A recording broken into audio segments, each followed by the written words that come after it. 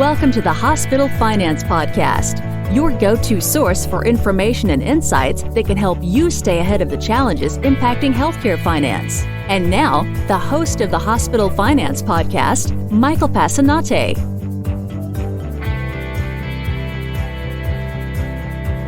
Hi, this is Mike Passanante, and welcome back to the award-winning Hospital Finance Podcast. As we do every year, Besler releases a summary of the IPPS Final Rule, and to give us some highlights of this year's rule, I'm joined by Jimmy Mendez, who is a senior manager on our reimbursement services team here at Besler. Jimmy, welcome back to the show. Thank you, Mike. It's good to be here. Jimmy, the release of the IPPS Final Rule for 2021 was delayed several weeks due to COVID-19 this year. What were some of the most anticipated pieces of information? Well, as usual, some of the key areas are the market basket rate increase, the uncompensated care figures, and of course, wage index related information. Yeah, you bet. So let's walk through those. What happened to the market basket rate? The market basket rate increase will be 2.4% for fiscal year 2021. This will be the update for providers that submit quality data and are meaningful EHR users. This figure is reduced by 0.6% if quality data is not submitted, and reduced an additional 1.8% if the provider is not a meaningful EHR user.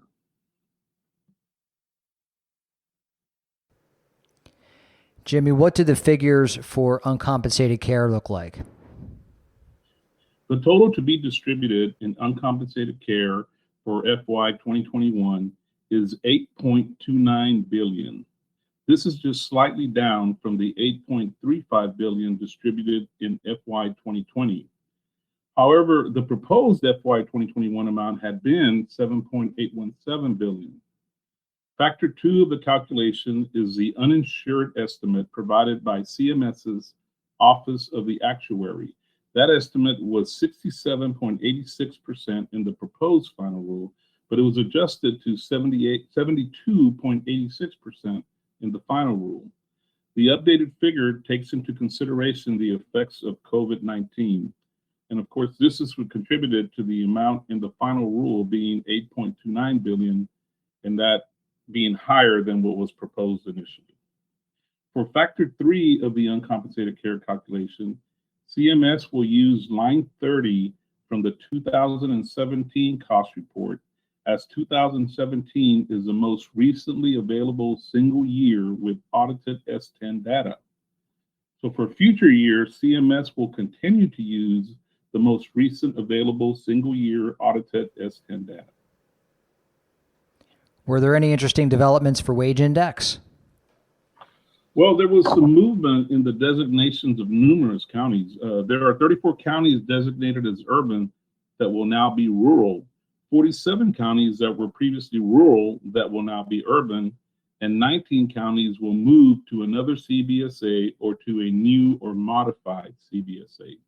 But one must keep in mind that there is a 5% cap on any decrease in a hospital's wage index from the hospital's final wage index in fiscal year 2020.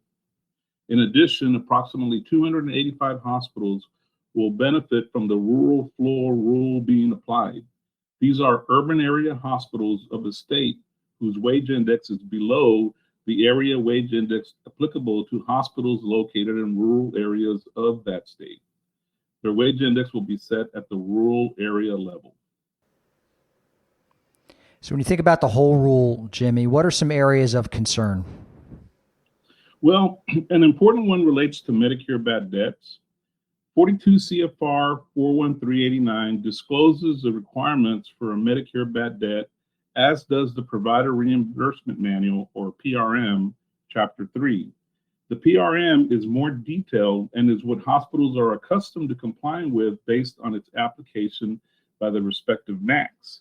The purpose of the final rule appears to codify the PRM Chapter 3 requirements, most of which will apply retroactively. There are a couple of requirements that I wish to accentuate. One pertains to the process of determining that a non-dual eligible beneficiary is indigent and thus exempt from the reasonable collection effort requirements.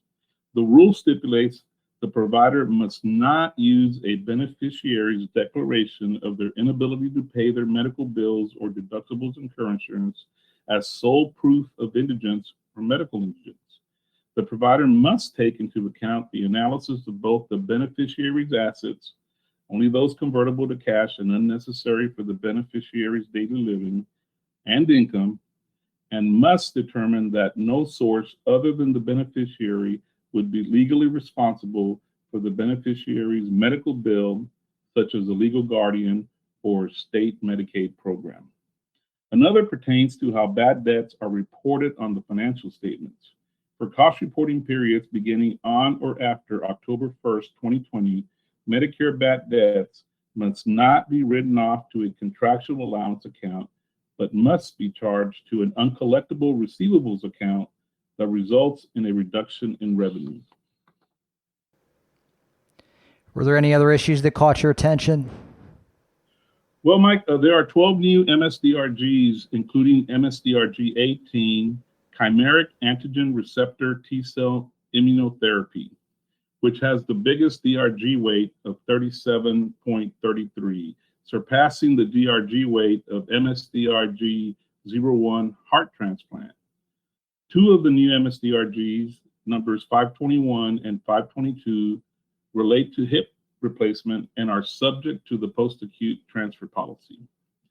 Other items of note include the fact that stem cell acquisition costs will be reimbursed on a reasonable cost basis, effective for cost reporting periods beginning on or after 10/1/2020. Hospitals are not required to be Medicare certified transplant centers like solid organ transplant centers are required to be. The determination of Medicare's share of the stem cell acquisition costs will be somewhat different than that employed by solid organs, but the mechanics of how it will work are not entirely clear yet. Also, a new requirement relates to market-based MS-DRG data collection and change in methodology for calculating MS-DRG relative weights.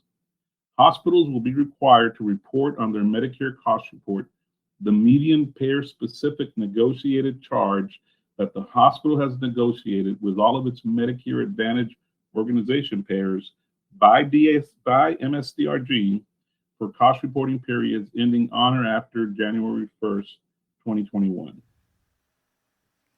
You previously mentioned that COVID-19 had an impact on Factor 2 of the uncompensated care calculation. Were there any other areas of the final rule that stood out as being impacted by COVID-19? Well, Mike, it is probable that it impacted the new technology add-on payments as it pertains to qualified infectious disease products that qualified under an alternative pathway. It seems some antimicrobial drugs will receive conditional approval for a payment, even if the product has not yet been granted FDA marketing authorization. Thanks, Jimmy. That was a great summary of some of the key highlights. To read other highlights in the rest of our report, you can go to Besler.com/IPPS 2021 to access the entire report. Jimmy, thanks for coming back to the podcast and talking to us about this year's IPPS Final Rule. Thank you, Mike. Thanks for having me.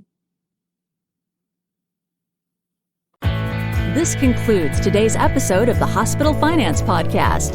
For show notes and additional resources to help you protect and enhance revenue at your hospital, visit Besler.com/podcasts. The Hospital Finance Podcast is a production of Besler. Smart about revenue, tenacious about results.